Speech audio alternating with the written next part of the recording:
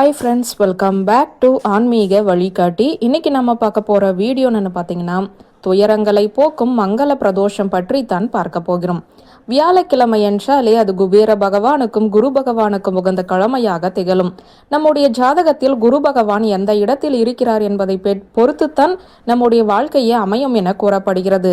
எந்த ஒரு காரியத்தை செய்வதாக இருந்தாலும் முதலில் ஜாதகத்தில் குரு பகவான் எங்கு இருக்கிறார், யாரை பார்க்கிறார் என்பதை பொறுத்துத்தான் அந்த காரியத்தில் வெற்றி நிகழுமா நிகழாதா என்று கூறுவார்கள். மேலும் குரு பார்க்க கோடி நன்மை என்று கூறுவதையும் நாம் கேள்விப்பட்டு இருக்கிறோம்.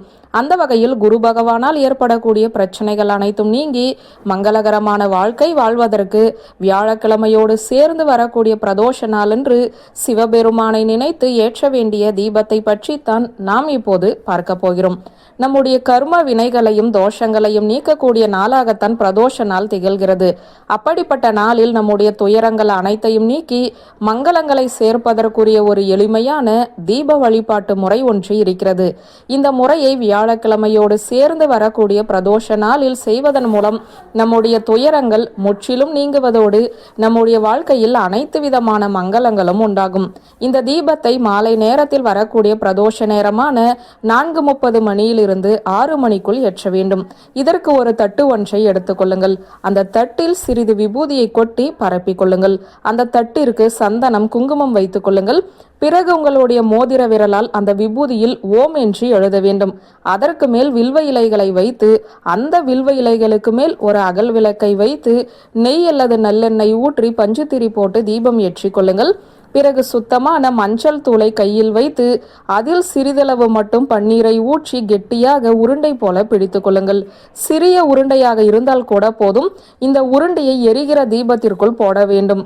பிறகு அந்த தீபத்திற்கு முன்பாக அமர்ந்து ஓம் நமோ பகவதே ருத்ராய எனும் மந்திரத்தையும் ஓம் ஐஸ்வரேஸ்வராய நமக எனும் மந்திரத்தையும் 21 முறை பாராயணம் செய்ய வேண்டும்.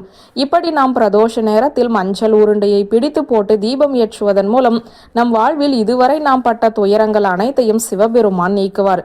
மேலும் ஐஸ்வரேஸ்வரரை நாம் வழிபாடு செய்வதன் மூலம் நம் வாழ்க்கையில் அனைத்து விதமான ஐஸ்வர்யங்களும் பெருகும். பிரதோஷ நேரமான 4:30 மணியிலிருந்து 6 மணி என்பது குபேரருக்கும் உகந்த நேரமாகவே கருதப்படுகிறது.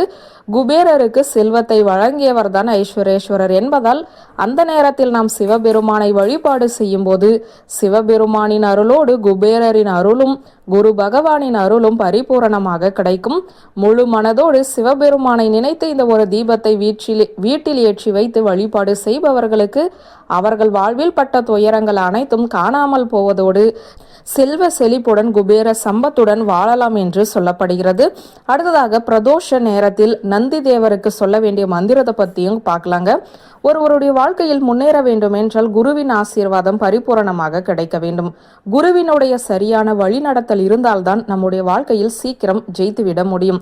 எந்த மாணவன் ஆசிரியர் சொல்லிக் கொடுப்பதை சரியாக பின்பற்றி ஆசிரியருக்கு மரியாதை செலுத்தி படிக்கும் நாட்களில் தன்னுடைய வாழ்க்கையை வழிநடத்தி செல்கிறானோ அவன்தான் வாழ்க்கையில் ஜெயிக்கிறான். குருவின் ஆசீர்வாதம் கிடைக்க பிள்ளைகள் அறிவில் சிறந்தவர்களாக விளங்குவார்கள். இது முதல் விஷயம். மாணவர்களுக்கு கற்றுக் கொடுக்கும் ஆசிரியர்கள் தான் குரு. அடுத்தபடியாக நம்முடைய வாழ்க்கையில் நாம் யாராவது ஒரு மகானை குருவாக தேர்ந்தெடுத்து அவர் வழி நடக்க வேண்டும். யாராவது ஒரு குருவின் பாதங்களை சரணடைந்தால் இறைவனது பாதங்களை சரணடைய வாய்ப்புகள் கிடைக்கும் என்பது பெரியவர்களுடைய கருத்து. உதாரணத்திற்கு அருணகிரிநாதரையை எடுத்துக்கொள்வோமே. குருவாய் வருவாய் அருள்வாய் குகனை என்று முருகப்பெருமானையே அவர் குருவாக தேர்ந்தெடுத்து வழிபாடு செய்துள்ளார். அதுபோலத்தான் குரு அருள் ஒரு மனிதனுக்கு நிறைவாக கிடைத்துவிட்டாலே அவனுடைய வாழ்க்கை சீராகும் என்பது குறிப்பிடத்தக்க ஒரு விஷயம். குரு அருள் நமக்கு கிடைக்க வேண்டும் என்றால் வியாழக்கிழமை குரு பகவானின் வழிபாட்டை நாம் செய்ய வேண்டும். இன்று வியாழக்கிழமை பிரதோஷ நாளும் சேர்ந்து வந்திருக்கிறது. இந்த நாளில் சிவன் கோவிலில் இருக்கும் தட்சிணாமூர்த்திக்கு விளக்கு போட்டு வழிபாடு செய்தால் குரு அருள் பரிபூரணமாக கிடைக்கும். தட்சிணாமூர்த்தியின் அருளையும் நாம் பெறும்போது நம்முடைய ஜாதக கட்டத்தில் குருவால் இருக்கக்கூடிய தோஷங்கள் விலகும். இன்றைய தினம் படிக்கும் மாணவர்கள் கட்டாயம் பிரதோஷ நேரத்தில் குரு பகவானை வழிபாடு செய்ய வேண்டும். அதாவது 4:30 மணி முதல் 6 மணி வரை. இந்த இடைப்பட்ட காலத்தில் கொண்டை கடலை மாலையை தட்சிணாமூர்த்திக்கு செலுத்தி வேண்டிக் கொண்டால் நல்லதே நடக்கும். குரு திசை நடப்பவர்கள், திருமணம் ஆகாதவர்கள், படிப்பில் ஆர்வமில்லாத குழந்தைகளுக்கு எல்லாம் இந்த பரிகாரத்தை செய்து பலனடையலாம். இதோடு மட்டுமல்லாமல் பிரதோஷ நேரத்தில் நந்தி தேவரை வணங்கினால் குருதோஷம் விலகும். பக்தர்களை காக்கும் வேலையை தான் நந்தி பகவான் செய்கிறார். வியாழக்கிழமையில் வந்திருக்கும் இந்த பிரதோஷ நாளில் சிவபெருமானுக்கு உரிய பிரதோஷ நேரத்தில் எவர் ஒருவர் நந்தி தேவரை வணங்கி வழிபாடு செய்கிறார்களோ அவர்களுக்கு நந்தி தேவரே குருவாக மாறி அவர்களுடைய வாழ்க்கையை வழிநடத்தி செல்ல உதவி புரிவார் என்பதுதான் இந்த வியாழக்கிழமை பிரதோஷ வழிபாட்டிற்கு பின்னால் மறைந்திருக்கும் நம்பிக்கை. இன்றைய தினம் சிவன் கோவிலில் அமர்ந்து நந்தி தேவரை வணங்கி இப்போது நான் சொல்லக்கூடிய இந்த மந்திரத்தை 27 முறை சொல்லுங்கள். உங்கள் வாழ்வு வளம் பெறும். இந்த மந்திரத்தை டிஸ்கிரிப்ஷன்லையும் கொடுத்திருக்கேன், பார்த்து தெரிஞ்சுக்கோங்க. இன்றைய தினம் உங்களால் கோவிலுக்கு செல்ல முடியவில்லை என்றாலும் சரி, வீட்டிலேயே விளக்கேற்றி சிவபெருமானையும் நந்தி தேவரையும் மனமுருக பிரார்த்தனை செய்து இந்த மந்திரத்தை சொல்லி சிவனது பஞ்சாட்சர மந்திரமான ஓம் நம சிவாய மந்திரத்தையும் உச்சரிக்க வேண்டும் என்ற தகவலை சொல்லி இந்த வீடியோவை நிறைவு செய்கிறேன். நன்றி, வணக்கம்.